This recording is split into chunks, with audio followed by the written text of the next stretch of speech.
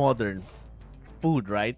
Because okay, so as I said earlier, right? I went out and had dinner with a friend, and he brought me to this really modern cafe, right, for dinner, and it was okay, a little bit of a side rant, right? In a side rant, you know how some cafes are good, but you could tell that they're trying really, really, really hard to be modern and trendy. Like the food is supposed to be like modern, avant-garde food design, but it's just okay. Yeah, that's what we went to, and don't get me wrong, the food wasn't terrible, but at the same time, I kind of kept asking myself, what for? Like, like they had a spicy wonton appetizer, and I love dim sum, right? I love chili, uh, I love chili oil in spicy wonton, dim sum, right?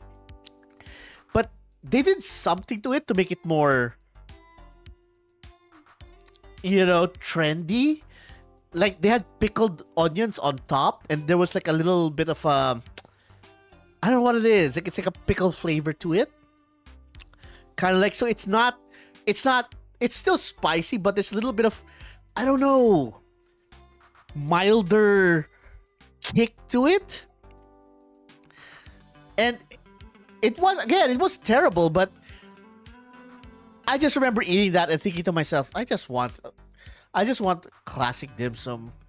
It kept thinking, what for, right? And then the other one was they had something called the quote unquote bao burger, right? Which is just kwapao. It's just a kwapao that they, instead of calling it a kwapao, they called it a burger. They did put roast duck in it though, smoked duck. So there's a bit of Chinese. So I'm guessing they're trying to make it like a Chinese burger, but we all know there's kwapao, right? Chinese kwapao, and it's basically the same thing. So instead of calling it a burger, just call it a kwapao, for God's sake. I mean, I don't know. Yeah, sometimes trendy doesn't necessarily mean better. That's what I'm saying. All I'm saying. That's all I'm saying.